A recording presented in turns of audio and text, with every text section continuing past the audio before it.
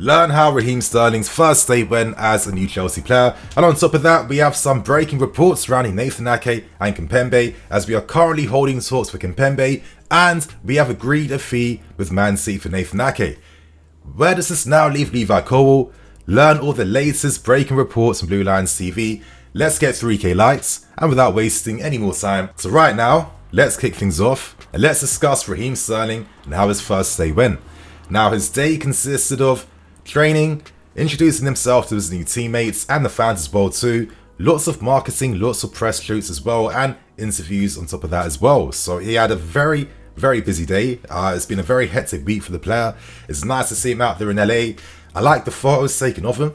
Not only is he looking very dapper in our new kit for next season, but I just like the casual summer vibes we're able to take in the shots with Sterling in. But of course, he introduced himself to Tuchel and his new teammates, with many of the squad players being very excited at the prospects of working alongside Sterling. You'd imagine that many of the English players are naturally going to be more excited, with Reece James and Mason Mount in particular being very gassed, and they had a few quotes and words to share over their thoughts and opinions on Sterling signing for us.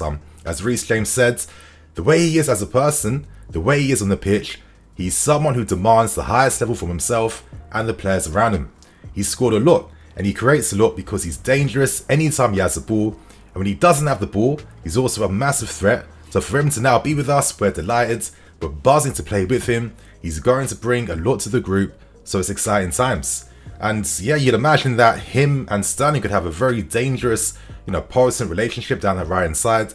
Sterling offers you flexibility in terms of the positions he can play in, but let's hear what Mason Mount had to say about him. As Mount says, he is someone you can speak to and get that experience he's had since he was 16-17 when he started playing in the Premier League. You don't have many players who have experience playing in the Premier League from such a young age and play the whole way through. For him, his focus is to just get playing. To be playing regularly is down to him. We are going to do everything we can to push him and to get that level out of him that you can.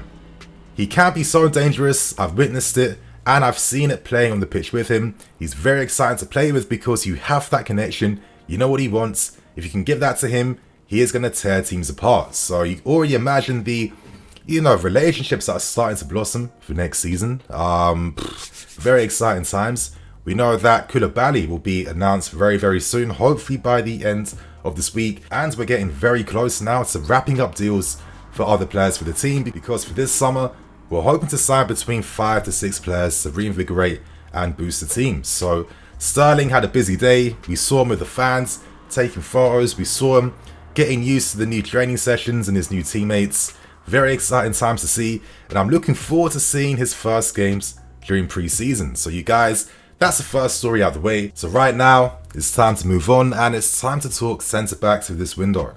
We already know that Tuchel wants to bring in 3 new centre backs, with a new wing back to act as backup on the right hand side for Reece James. So let's start things by talking about the latest news involving Nathan Ake. A report came out from Nizar Kanzela from the Evening Standard, and he reports that finally an agreement has been made with Man City to sign Nathan Ake up to the tune of £45 million. Now, with this deal in particular though, this is only a deal that has been agreed in principle, which basically means that it's not like the official bid and offer that's been accepted. It's more the fact that when Man City are ready to sell Ake to us, they will sell him for the price that's been agreed upon. So that's set in stone at this point in time. The reason why we have to wait for Ake though is because Man City won't be selling him until they bring in a replacement first. And it's interesting that currently reports in Germany are saying that they're showing a lot of interest now in Gvardiol from RB Leipzig. So I wonder how Tuchel could potentially feel about something like that. So it's a matter of waiting now. As we already know, Ake has agreed to personal terms. He's given his word to Tuchel. He's spoken to the manager. He is ready to come down to Stamford Bridge. And of course, we know Tuchel loves him for his versatility that he brings. I mean, left wing back, left back, defense.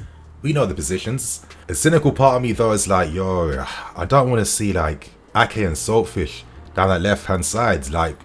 Now that we have Raheem Sterling, when you have players like this, you need to give them proper attacking fullbacks and wingbacks.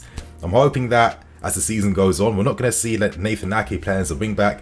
I think that would be absolutely disastrous in my opinion. But you know my thoughts behind this deal. I guess I have to accept what's happening, and it seems like Nathan Ake will be probably one of the final signings to come once Man City bring in a replacement first. So how do you guys feel about Nathan Ake coming to Stamford Bridge? Let us know in the comment section. So now this moves us on very nicely to the massive big report for the day, and that's everything surrounding Kimpembe from Paris Saint-Germain. Wow, big journalists in this country, Romano and others in Italy, are all reporting the same thing right now. We are currently holding talks with Paris Saint-Germain sporting director Luis Campos of the availability of Presnel Kimpembe.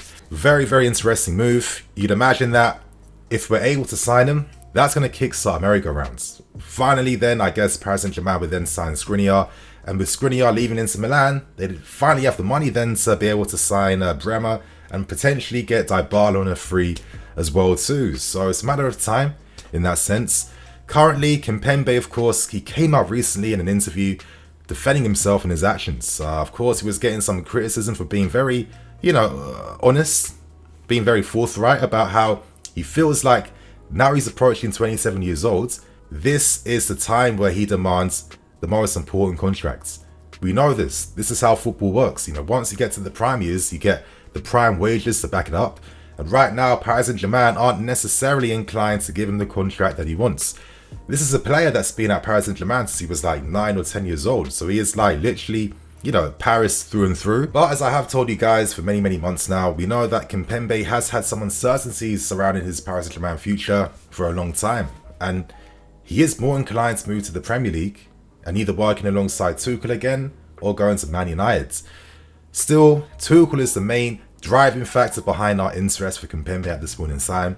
Naturally, that makes sense. I mean, we know that he has the keys to the summer window. He's allowed to sign any player he wants, and Todd Boehly and the rest of the management will do their bit to bring those players in for him. Reports from France are suggesting that Kimpembe is quite interested in potentially making the move to us, but it will come down to whether we find an agreement with Paris Saint-Germain. I kind of feel like it's quite realistic. There's some reports suggesting that a bid of 42 million plus 8 million in add-ons is something that could be presented quite soon for the player.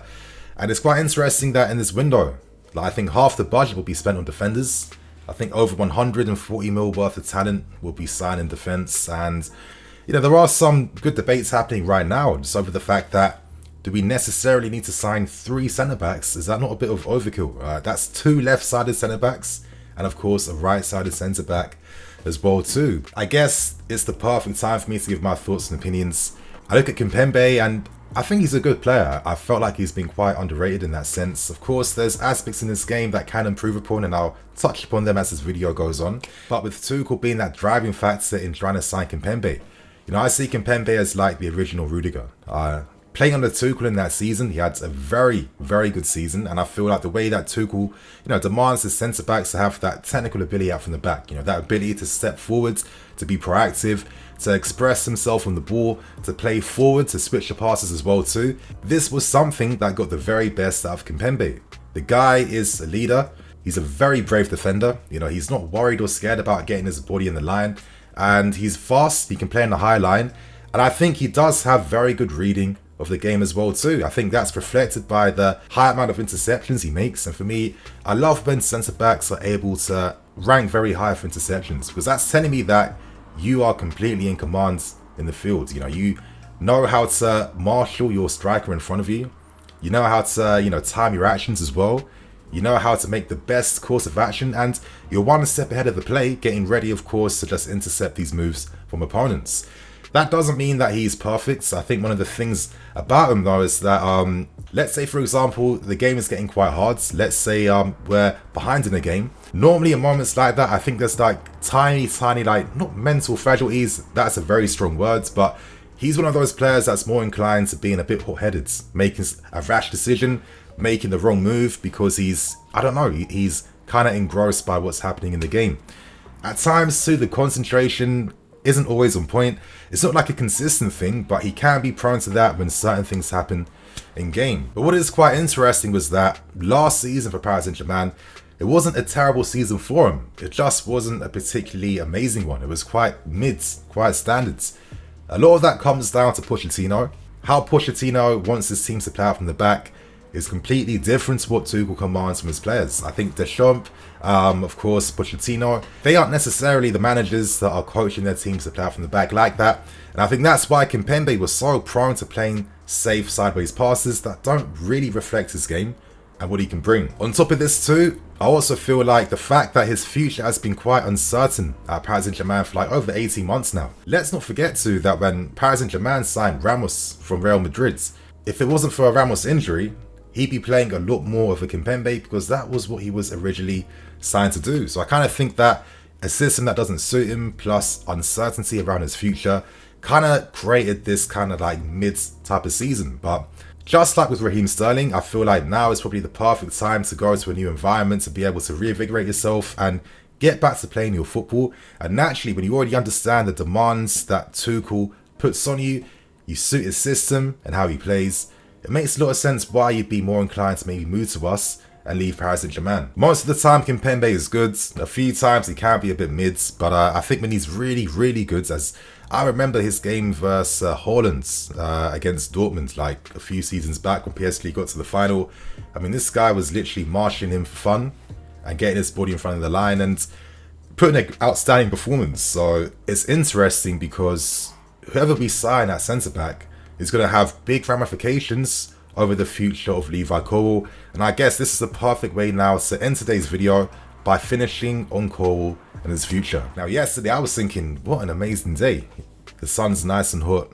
Obviously my apartment's nice and clean as well too. You know, lots of videos to make. Sterling announced, finding out that Koulibaly is travelling to London to get his medical done, and we have finalised an agreement for the player. You're telling yourself there's no way that this day could get worse, but it did. Romano dropped the tweet that Levi Colwill now is considering his future, and that's because, we're signing 3 defenders, with 2 of these guys being left-footed, left-sided defenders that would naturally play in his position. I see it like this. We're spending 140 million on a brand new back 3, and all these guys will be signing long-term deals for like 5 years or plus. I mean, if you had Colwill in your future plans, how exactly is that going to work? Like, he has to compete against brand new signings on big contracts, on big money, on long-term deals. Don't really necessarily feel like Tuchel is that maybe objective, where he would equally give chances depending on how well players are performing in training. I mean, there's a reason why you have to give a lot of assurances to players before you sign them. And it just, for me, feels like a blatant undermining of Levi Colwill if you're signing 3 defenders and not at least giving him 1 spot to impress and have an opportunity, because that's the main thing, an opportunity to show what he can do. You know, last season at Huddersfield, he had an outstanding season, similar to what Mount was doing at Derby, similar to what Reece James was doing at Wigan as well too. In this country, it's been known for a very long time that he's one of the top prospects in the entire country, in coaching circles, players. There's big hype and excitement around him, and it's no surprise that currently clubs like Southampton, Arsenal, Leicester City, Brighton, and one of the faves being Crystal Palace are all doing their bit to try and sign the player. Now, I get some of the arguments. I mean, you know, Colwill's still young. You know, Tuchel is allowed to, you know, build the team how he wants. It makes sense for him to go out on loan and come back when Thiago Silva leaves. I don't necessarily feel that's how it works, though, because anytime I hear these arguments, it's like you're not considering that the player is a human being that has his own personal ambitions. I would feel kind of uncomfortable if talent from this club was very okay with just waiting for their time to play, because for me, that just tells me that you're comfortable, that you have no real ambition to strive to be the very best you can be, and they're the figures and they're the mentalities I want in my team. And it's just common sense for me, man. Like, if you're going to sign 3 defenders, there's no way Cole's going to get game time. It's that simple. And I thought pre-season would be the opportunity for Tuchel to watch and see the player, but it seems to make no difference because pre-season's literally just started, and already we are in advanced talks now for 2 more centre-backs in Kimpembe and Nathan Ake. What message are you giving the player? You're not giving him any message. You're telling him that I don't see you in my plans. So it only makes sense for Colwill and his camp to think, okay, we're not going to ruin our potential and waste seasons waiting for opportunities, and the manager doesn't have the confidence to give them. You know, if we have to move on to play, that's what we're here to do. So guys, on that note, I'm going to wrap things up, keep things moving. Thank you for watching. I'm Nini FC, this is BlueLionsTV. I'll catch you guys later with some more videos. Cool.